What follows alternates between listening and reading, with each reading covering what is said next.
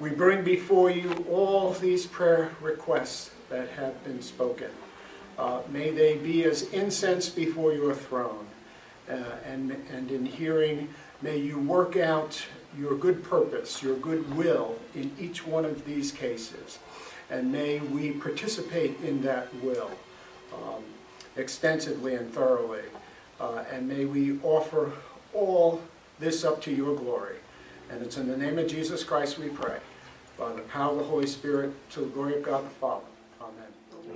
Amen. Someone also asked about the Jerry Walls UK debate. I went searching for it, and I couldn't find it. And I went on YouTube, and Jerry Walls has many videos on YouTube, by the way, but I didn't find that particular debate. It was sponsored by, that debate was actually sponsored by the Wesleyan Fellowship, the Wesleyan Campus Ministry at UK. I will try to make further inquiries. I think we have a couple of Asbury students, seminary students who are part of that fellowship, and see if they indeed have it. But I couldn't find it on the web. Sorry about that. But if you are looking for an example of a debate between a theist and an atheist, you could just Google William Lane Craig. William Lane, I believe it's Lane Craig. William Lane Craig. He has debated a number of atheists throughout his career. You can get an example of what that looks like. Indeed, if I were a debating coach, let's say I was a high school or college debating coach, and I had a student, he or she was very much concerned about improving their debating skills, you always give them the more difficult position to argue. I would actually give them the position of atheism to argue. It's more difficult to do. Our culture has suggested otherwise, that the atheists are the smarts, the brights. They refer to themselves, by the way, as the brights. Did you realize that? They do. They refer to themselves as the brights.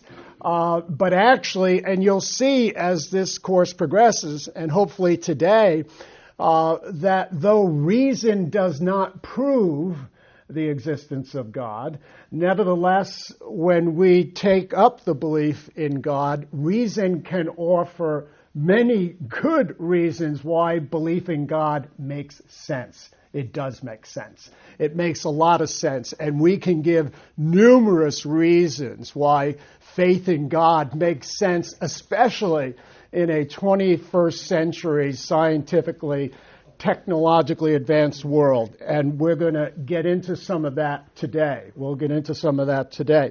So I did want to say that. Okay, all right. Today we are going to continue with the doctrine of God. We're going to continue with the doctrine of God. That's where you begin in systematic theology. And we are simply raising this topic, first of all, in a very general way. We have not yet considered, nor will we do so today, for example, God as creator or God as governor. We're not going to look at those roles, those divine roles today. We're simply asking the far more basic question, the existence of God or not. Believe in God or not. The reality of God or no. That's the basic question that we have before us today. The basic question that we have before us today. Now, I notice I gave you a few questions this week, and my wife turned to me and said, "Those questions are hard." So I immediately got on the email and tried to let you know we haven't covered some of that yet. It's the kind of thing I want you to be thinking about these. But when we think about theology, we think about theology in the context, the entire context of human knowledge. That has a place there. It does. It has a place there in a full-orbed understanding of human knowledge. Okay? And this is reflected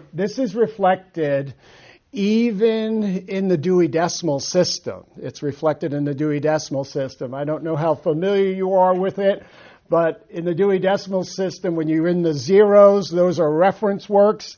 When you go to the 100 level, you're in the realm of philosophy.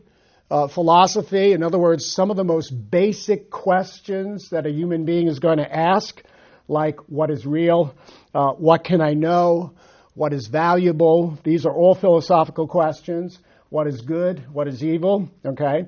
But then up the next level, you have the 200 level in the Dewey Decimal System, and that is the level of religion. It's the level of religion. And so this represents the value judgment of Dewey, who came up with this system, that the philosophical questions, in his mind, are more basic. And out of these basic philosophical questions, what's real, what exists, is spirit, for example, real? Or is spirit simply an imaginative construct? It's a thing of language. It has no reality. It's just a word we use that corresponds to nothing other than human imagination. Or is spirit real? Can we know spirit? Can we know spirit playing on the keys of our hearts? And we know that that spirit is not us, nor is it our thinking about ourselves. See, that's a basic philosophical question in terms of what is real. Is spirit real? See, that's an important question, because when we consider the doctrine of God, Christianity, as has Judaism, has always said that God is spirit. That God is spirit. So, if you deny, on a basic philosophical level, the reality of spirit, that spirit doesn't exist, that all we have is just that word spirit, or we have that word corresponding to something that comes out of a fund of human imagination, well, then you'll have a difficult time in terms of religious belief, because, Scripture even talks about that we must believe that God exists in order to enjoy some of the fruits of a discipled life. So, when we think of theology, once again, in terms of the larger scheme of human knowledge, and it really has a place, but in our very secular age, that place has dropped out. And let me explain, what can I use to erase the board here? Is this going to work? That'll work. Okay. We do have an eraser somewhere. Okay. Could you erase the board for me while I'm speaking here?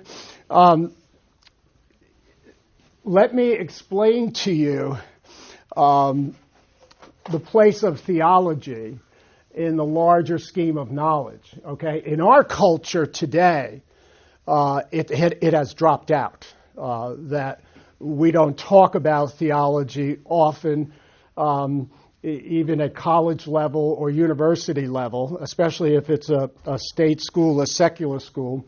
And I know last week we were talking about how the church was behind the rise of the university system, which it was. It clearly was. And we talked about the trivium and the quadrivium. And then we said if you went on for further education, that is professional school, in the Middle Ages, you'd study 3 areas. What were those 3 areas again we talked about? Well, theology was one, law was another, and medicine was the third. In our very secular culture today, theology has dropped out. We rarely talk about that. I want you to understand the significance of that dropping out, that it's not something to discuss. When we look at the rise of science in the 16th and 17th century, science focused on particular kinds of questions, and it therefore ignored earlier kinds of questions. Let me explain it to you in this way. Aristotle, we're reaching back for Aristotle here because the Middle Ages were so influenced by Aristotle. When Aristotle tried to explain a reality, he did so in terms of 4 causes, what are called 4 causes. And the first cause would be the material cause, material. The second cause would be the instrumental. The third cause would be the formal cause.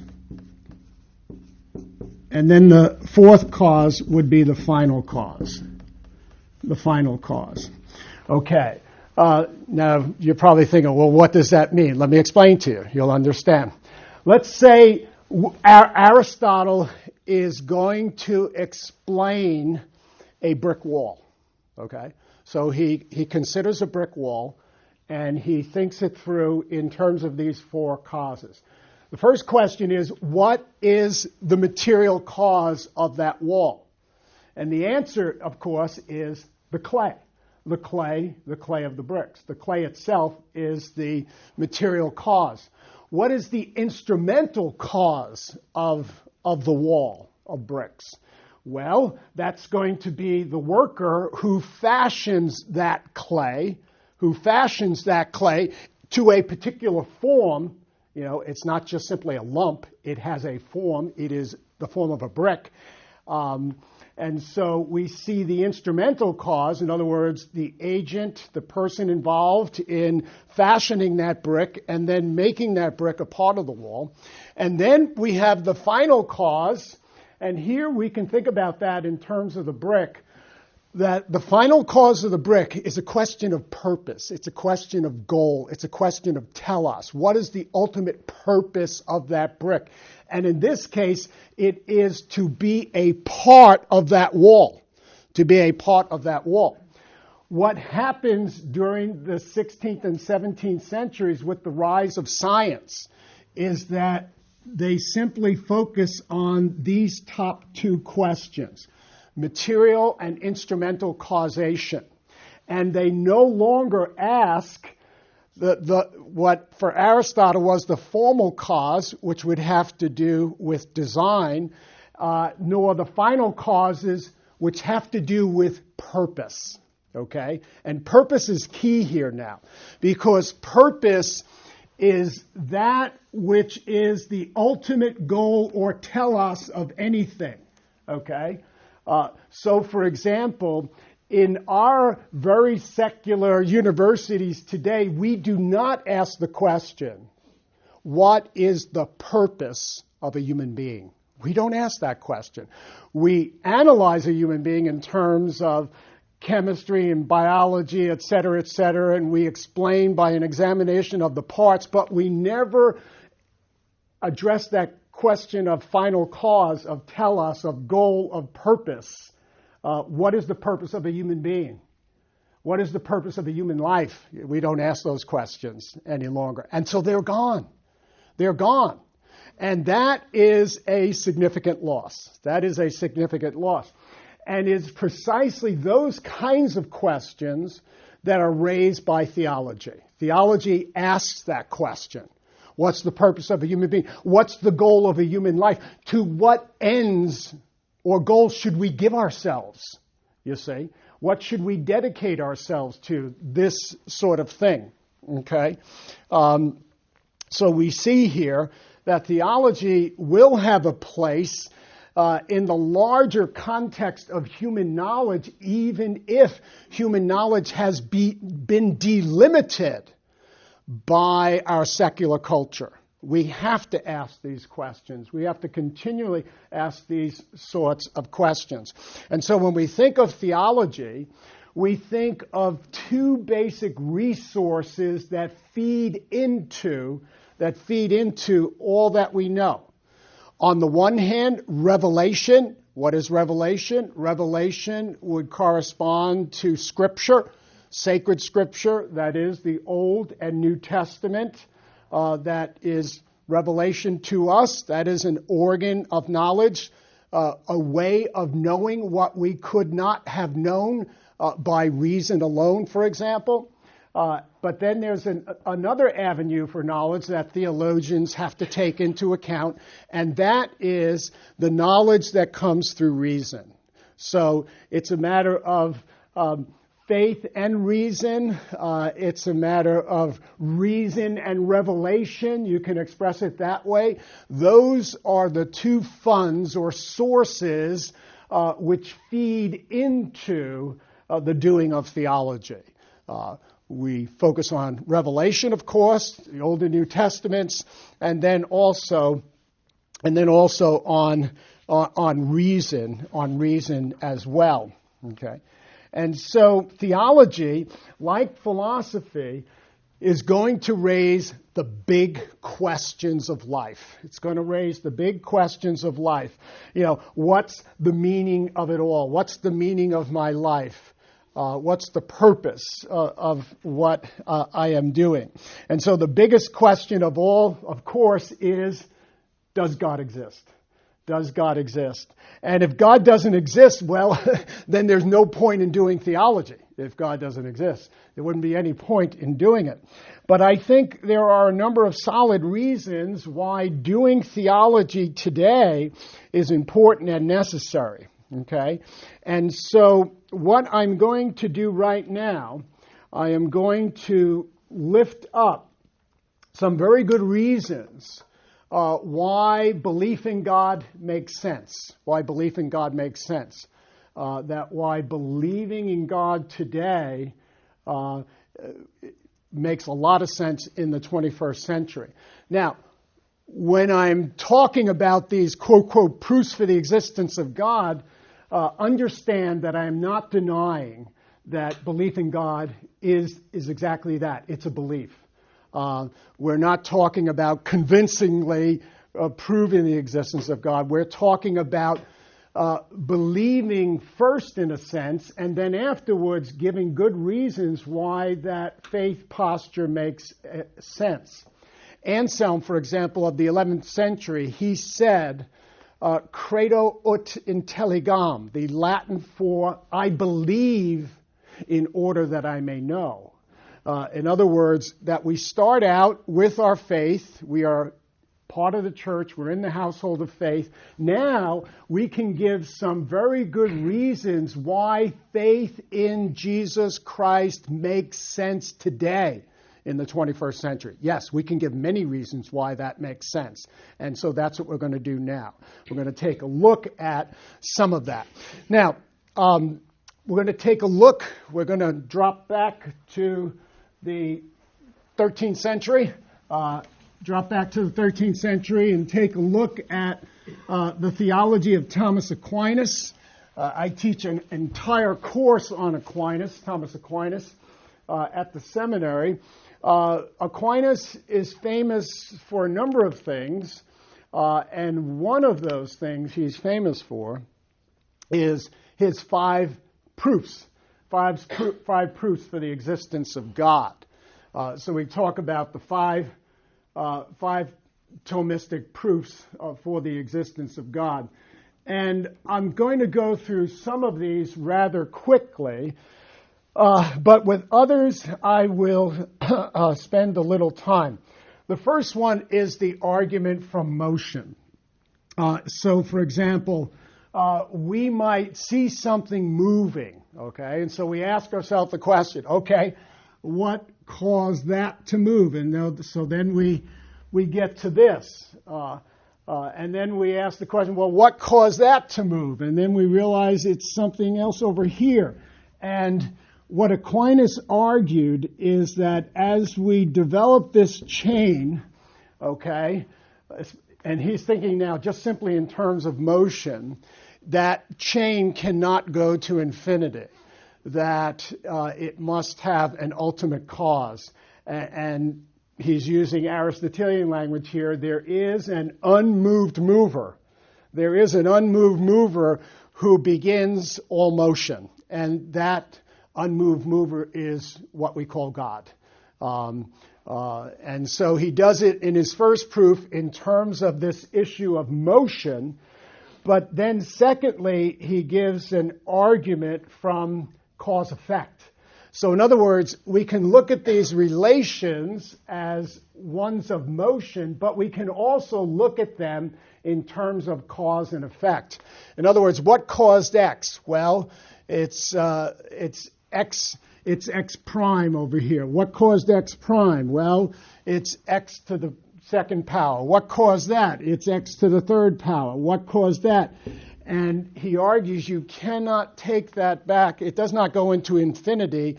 It must have a first cause, a grounding cause, and he calls that God. God is not only the unmoved mover, God is the uncaused cause. The uncaused cause who begins it all. Okay? The third argument, again, looks at the first two proofs in a slightly different way, although I think this is a very important proof and it's very powerful. It's very powerful if you think about what is being said here by Aquinas.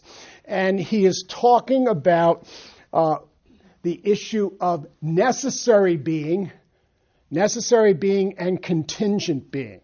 And lots of times people don't think that through. It just floats by like a blur, and they don't realize the significance.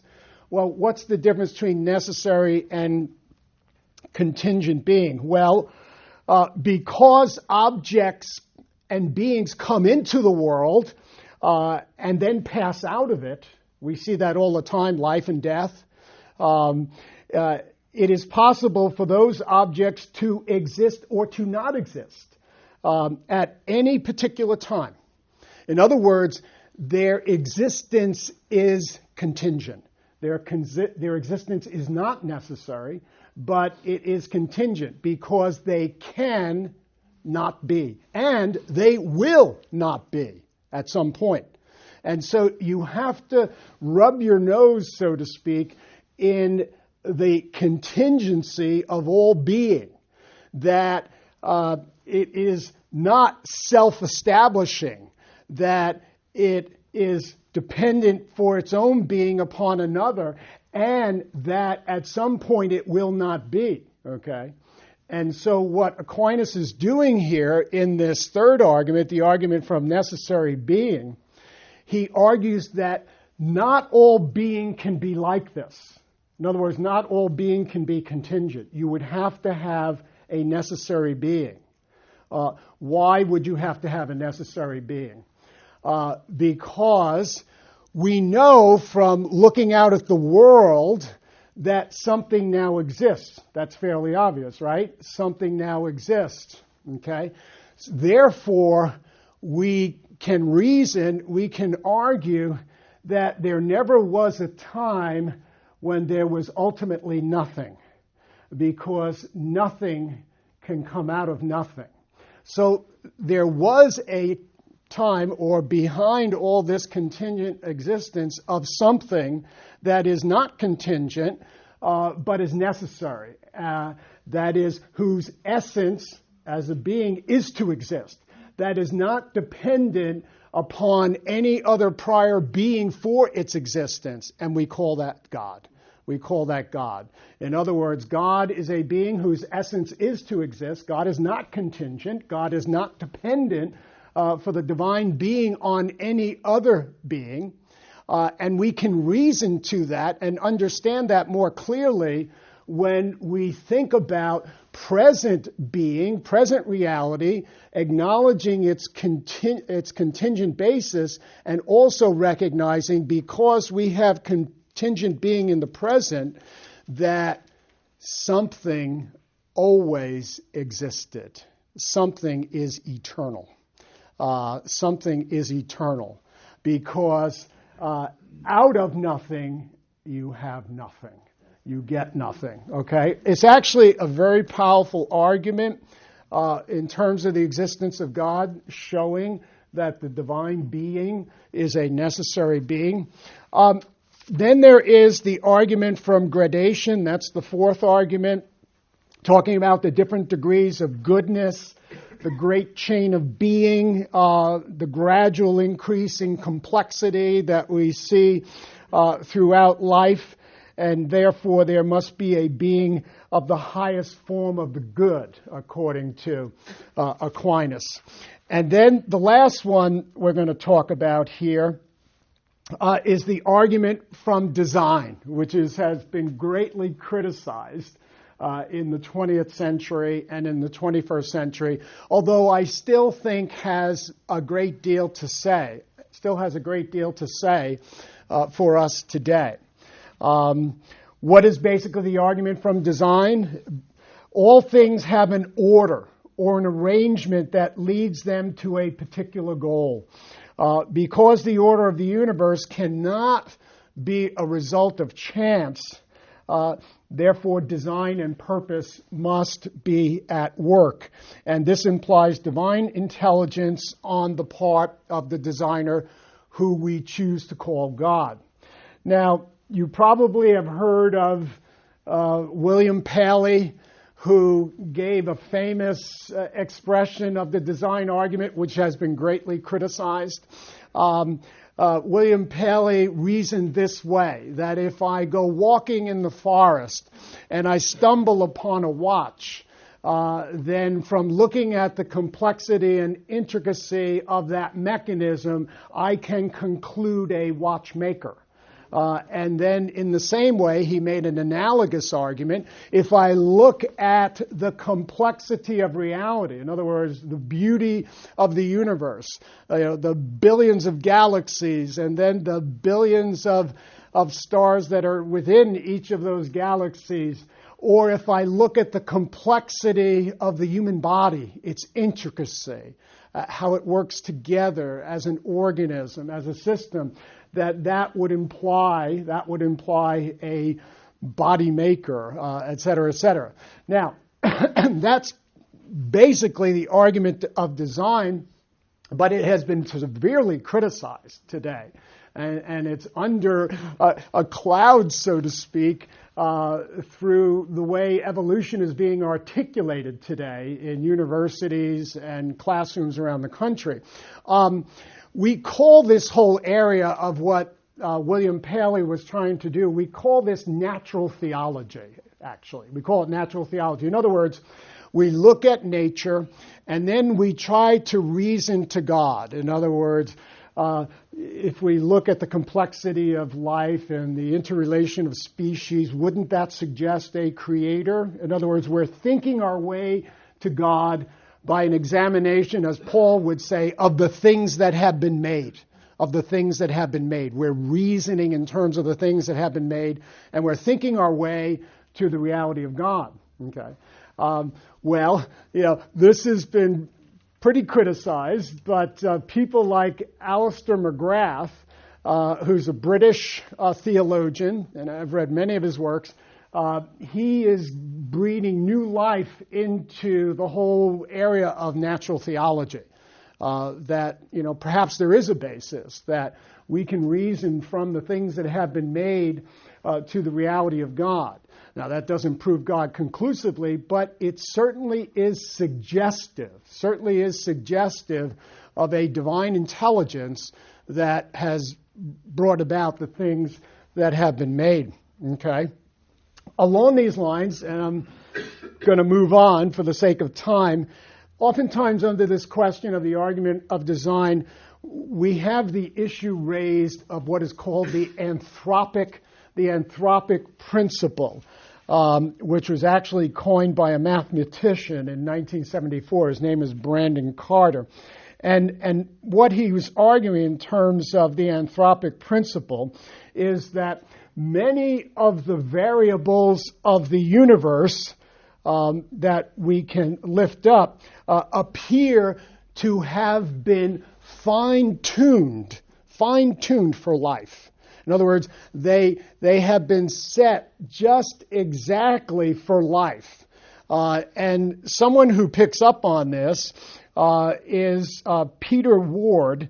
Peter Ward and Donald Brownlee in their book called Rare Earth. And, you might have heard the late Carl Sagan, talk about that pale blue dot. Meaning that Earth is just another planet, in this larger universe. And on one level, I get that. That the universe is composed of billions of galaxies. Within any galaxy, there would be billions of stars, and then, perhaps also billions of planets. Earth is one planet. But even taking that perspective, I would push back as a theologian. I'd push back against Carl Sagan in this way, that the Earth is a very special place. It is a very special place because it is the only planet of which we know in which there is life.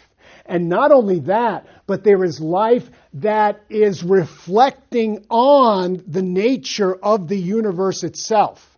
In other words, the whole realm of human consciousness, that human consciousness itself is reflecting on the nature of the universe itself. That's special.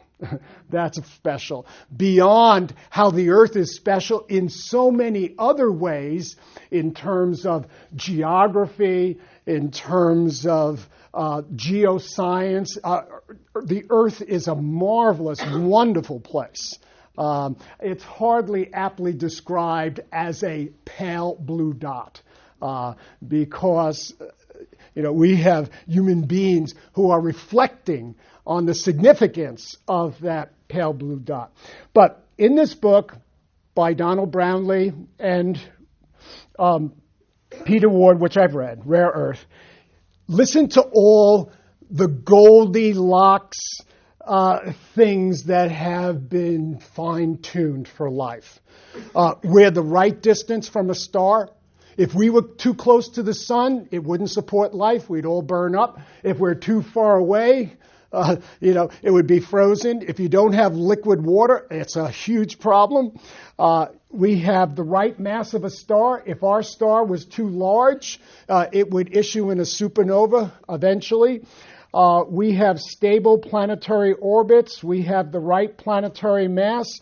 We have a Jupiter-like neighbor, which is necessary in order to gather up all the space junk that could possibly hit us. We have plate tectonics, which help to regulate temperature on the Earth. We have oceans, a large moon. Do you know how important the moon is in terms of the Earth's rotation on its axis?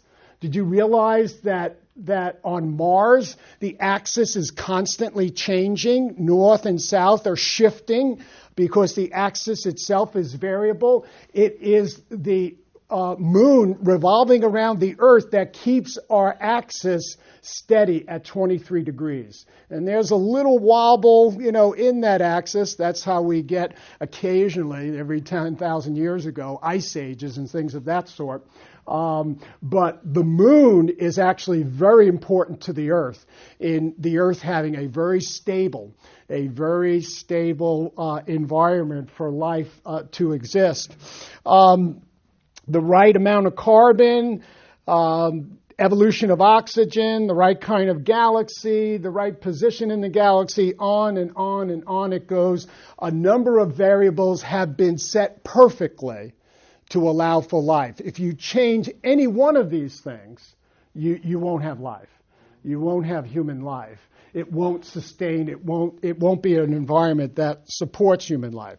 So, on that level, faith in God makes sense. Faith in God makes sense. Let's approach this in another way. My brother, who at one time was a Roman Catholic Zavarian brother, he is now an atheist. And I remember him saying at one point that science always replaces religion. Religion never replaces science. And I thought about that statement, and I said to myself, I reflected upon it, reasoned upon it, and said to myself, perhaps in some sense, yes, but in some sense, definitely no. Okay? And so what I'm going to introduce now is a consideration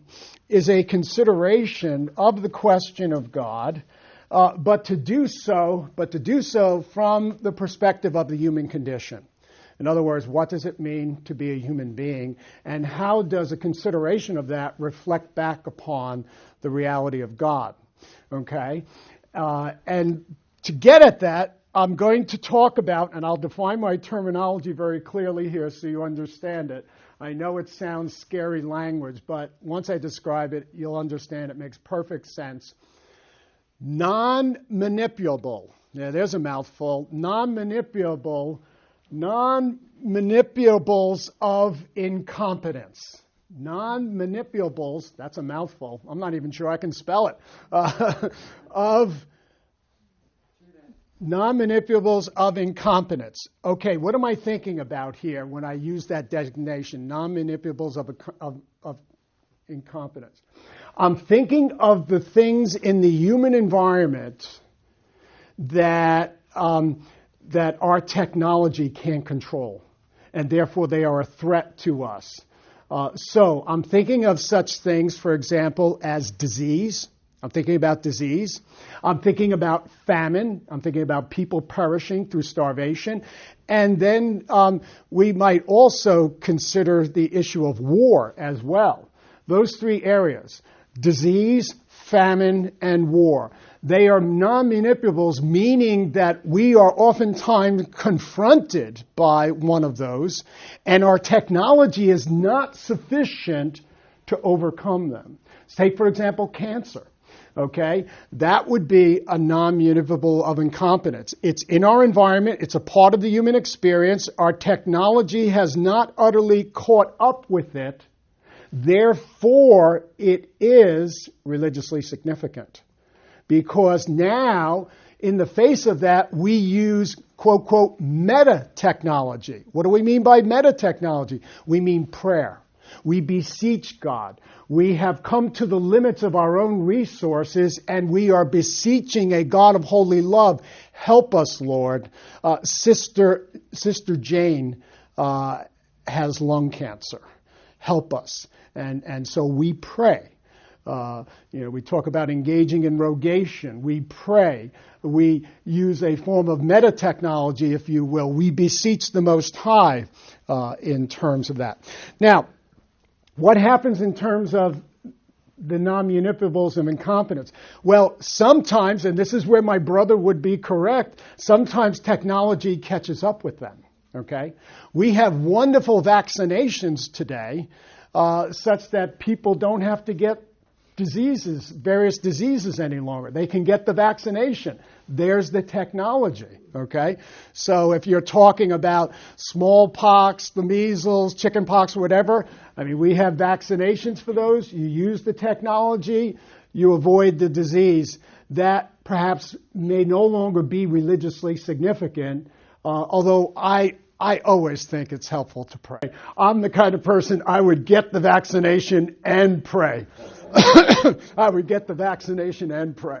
And then in the same thing in terms of famine, that human technology has so advanced that according to the author of Homo Deus, we pretty much have caught up with famine, pretty much so in terms of our technology, that we can feed the world.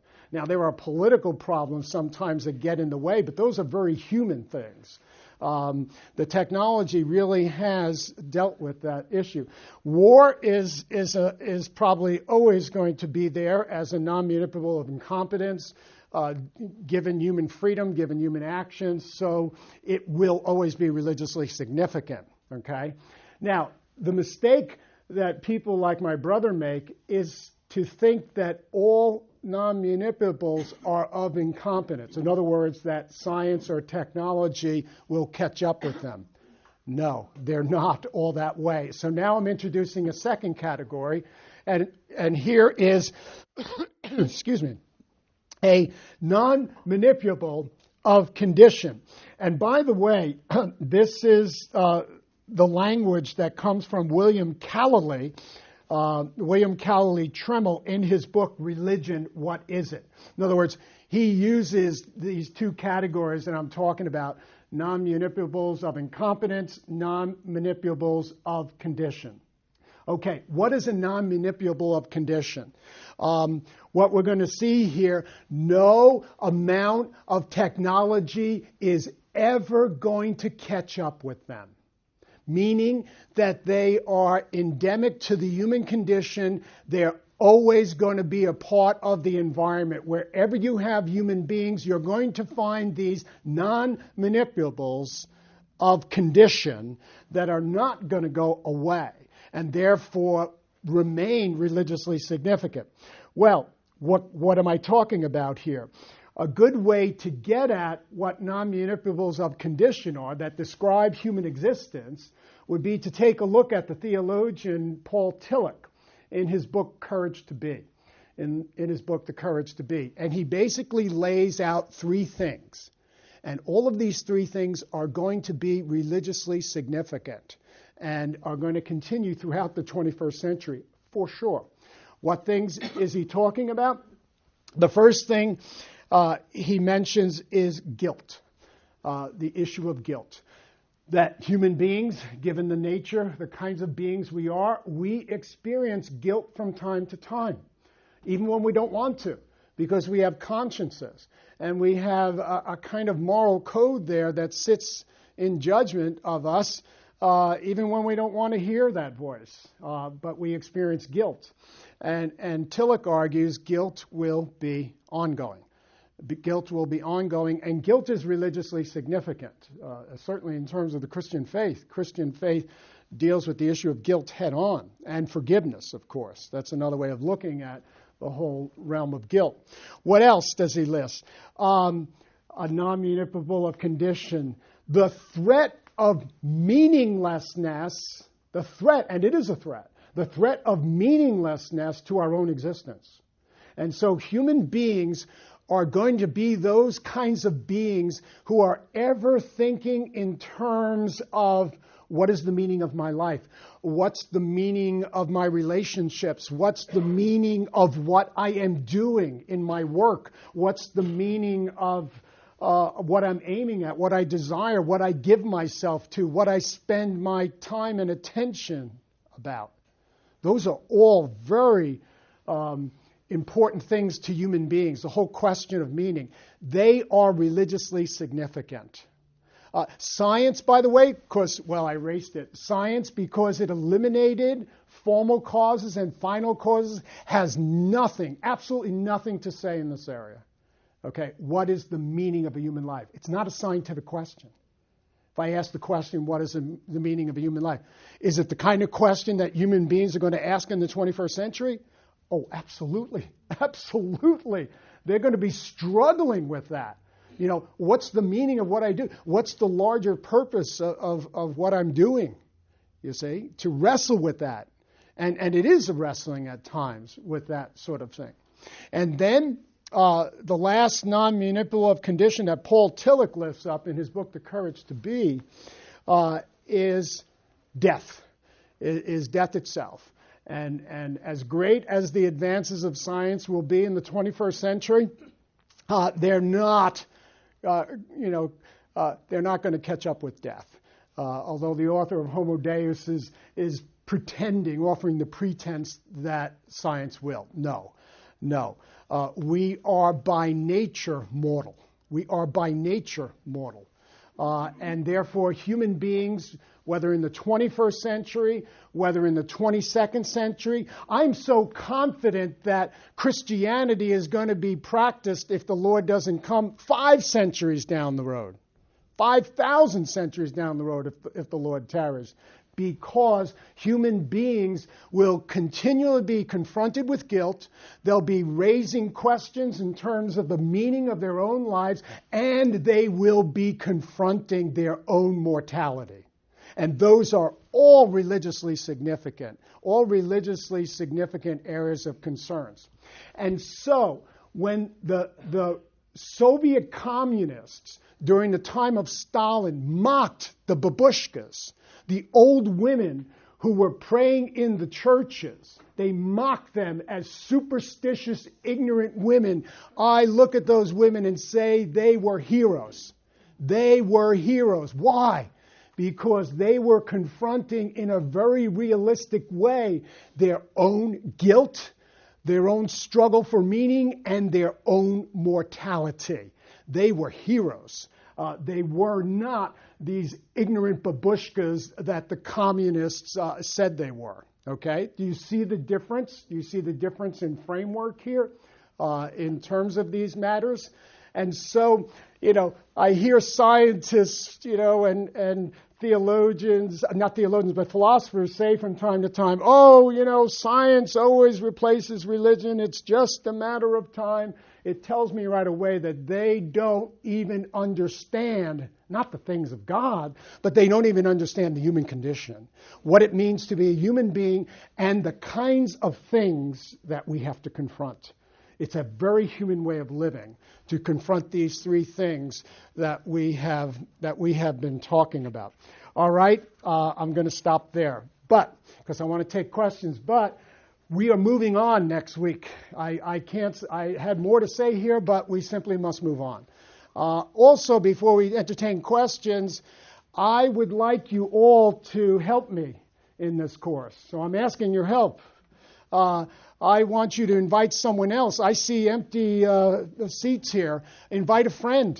Even if they don't go to St. Luke, it's fine. You can invite them. They can come if they're intellectually curious, if they want to think through the Christian faith in a deeper way. Invite them to come to class for next week.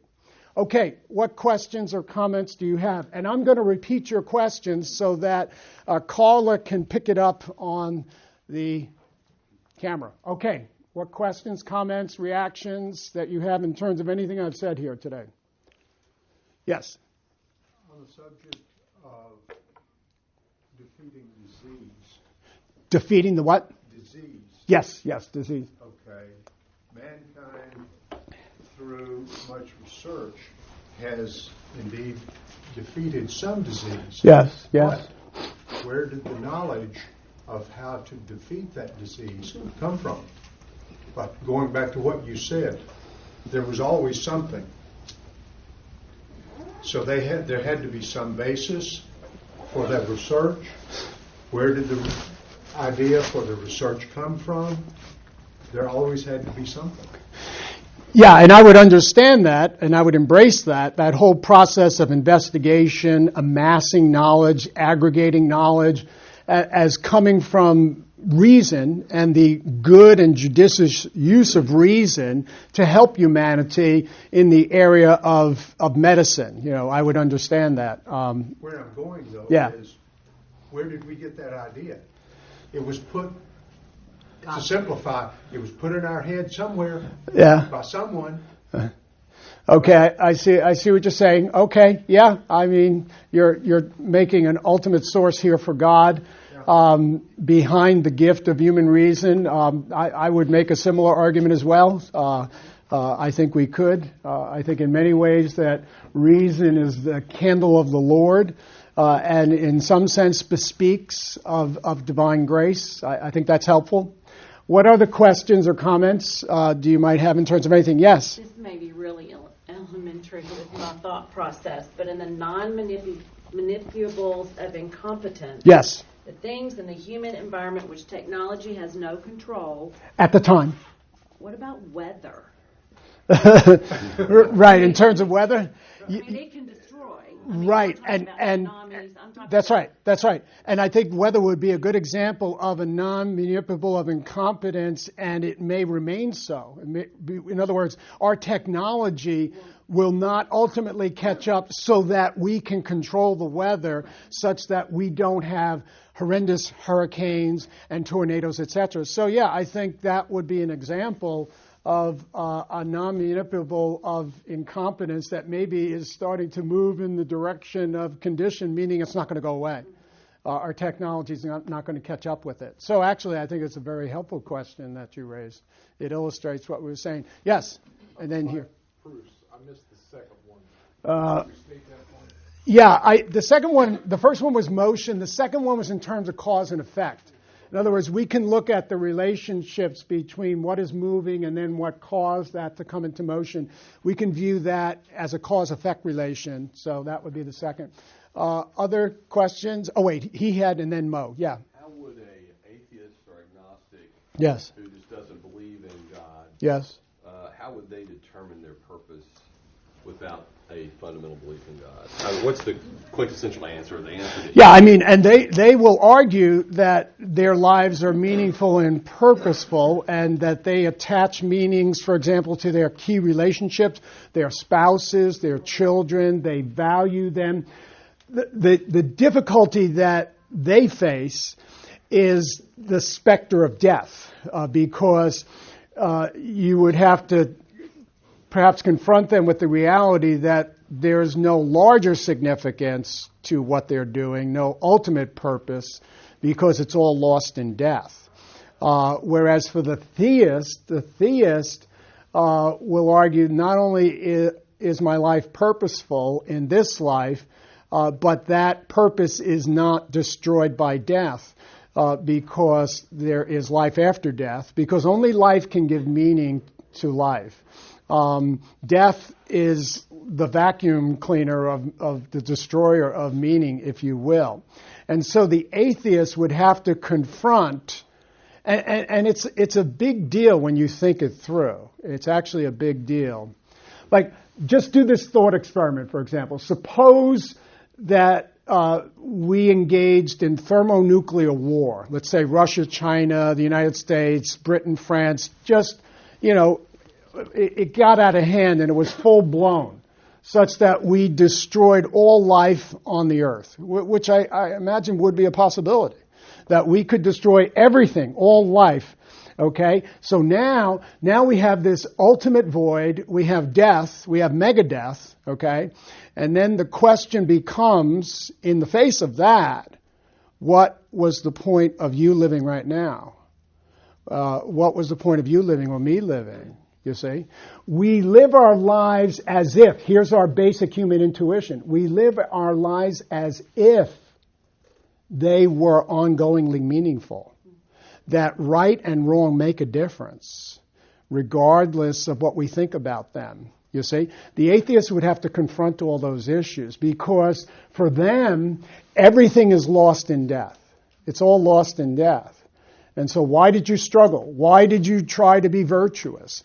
Why did you try to serve the poor? It's all meaningless if it's just all lost in death. There's no larger purpose to it. Okay, other questions, comments? Wait, Mo, and then over here. Yeah. I just want to clarify on these 5 proofs to make sure, because I Yes. only have 4. Yeah. So I have motion as the first, causation as the second, and then the third one I had is necessary being or contingent being. That's correct. And then the fourth one was the argument from gradation. I went through that rather quickly. Argument of gradation. The argument from gradation, yes, the great chain of being that I talked about. Okay. And then the last one, excuse me, was the argument from design. The argument from design. Thank you. Yeah, okay.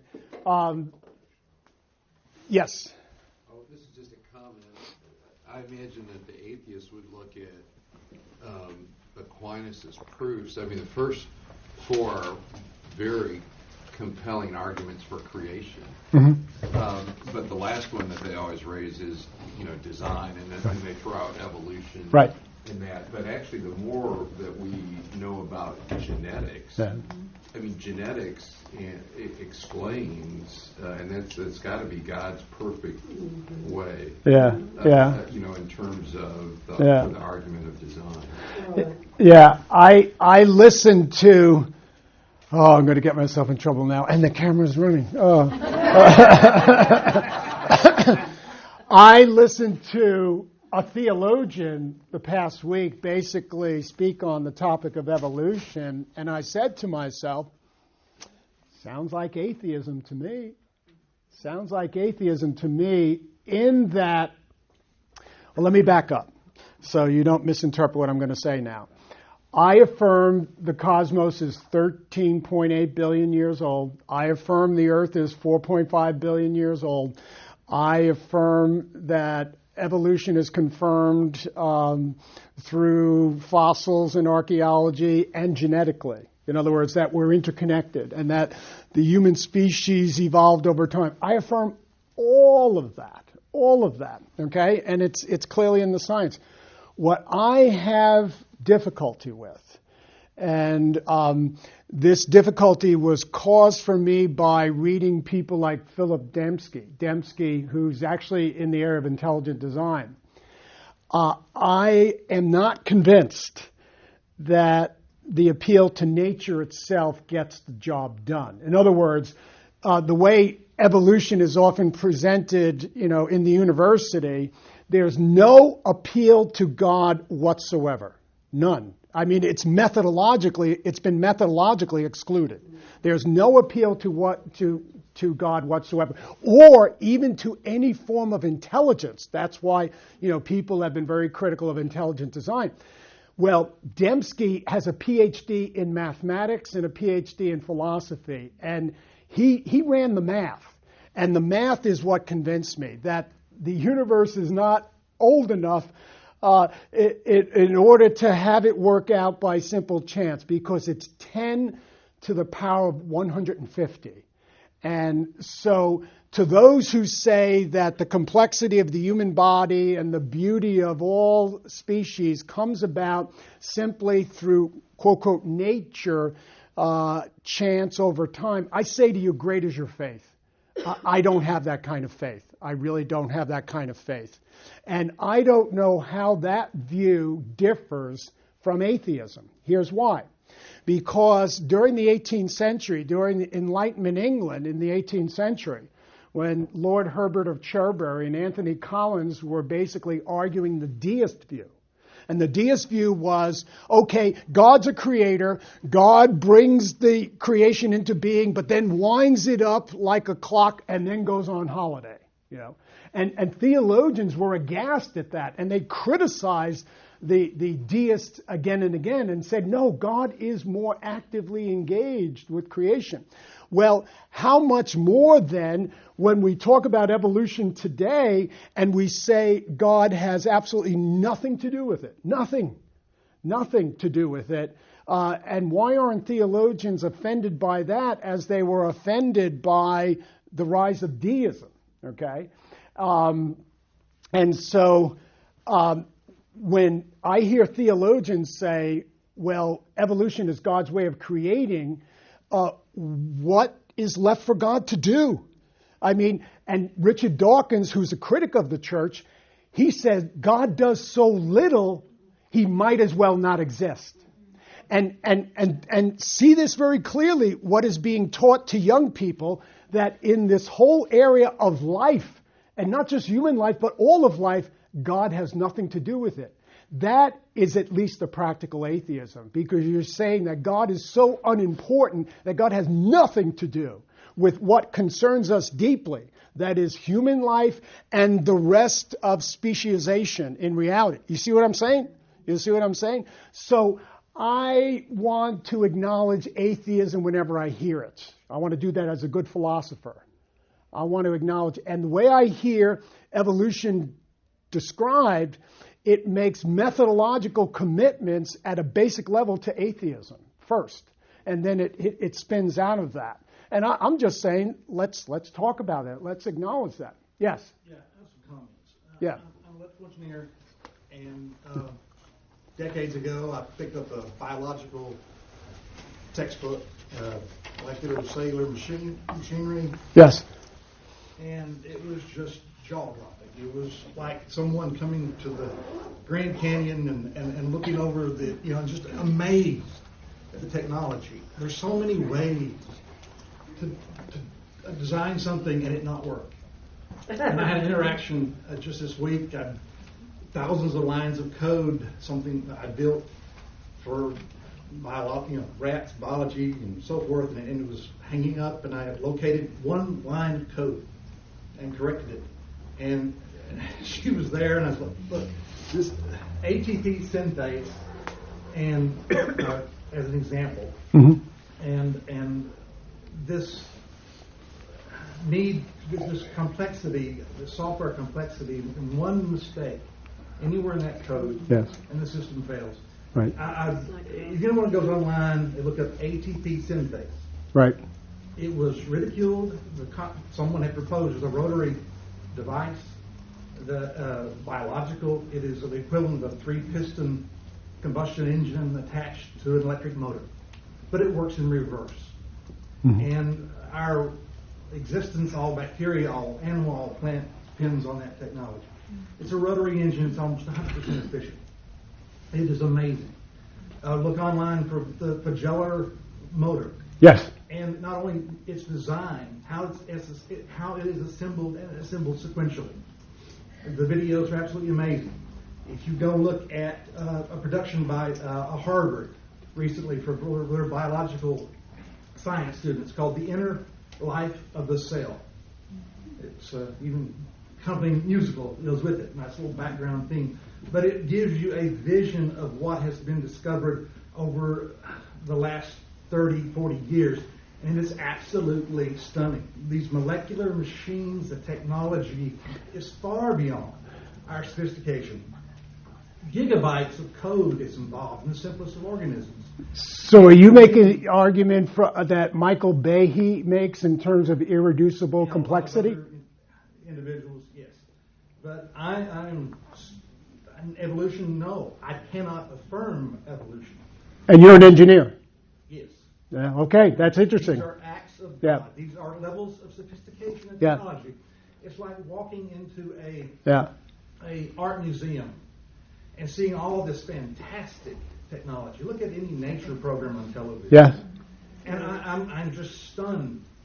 There's a whole field called biomimetics Yes. in which we are exploring the technology, the nanotechnology is used in all kinds of entities, big and small, and trying to adapt those technologies into things we can use. Yeah. The level of sophistication is amazing. And so I see acts of God everywhere. Yeah, I see, as you talked about the universe itself and the laws of physics and how subtle changes make impossible errors. Yeah. I'm glad you shared what you shared. I think it's very helpful because you're appealing to this whole idea of irreducible complexity and that complex structure that you talked about being, seeing its impress in so many different things. And the existence of a single cell Oh, yeah. is not even covered by the evolutionary model. Right. A couple of things. I want to respond to what has just been said because there are a couple of important things, and I know we're running out of time. But you just raised this last issue that even when we talk about evolution, we are presuming, what are we presuming? That we have a living cell.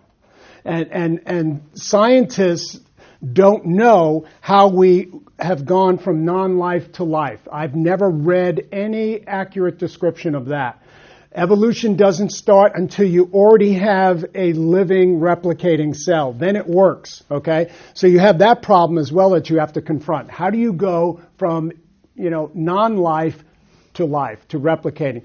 Another thing I want to share with you, because it ties into what you're saying, it's said that the way science is teaching evolution today does not imply atheism. That's what I've heard again and again. Oh, no, this is just science. We're not taking any philosophical view. We're not making a religious judgment. Here are some hard statistics for you. If you consider the National Academy of Sciences, which is the elite group, that's the privileged group, it's composed of the very best scientists in the country. Guess what percentage of those scientists who are a part of the National Academy of Sciences believe in God? 7%, which is well below the average.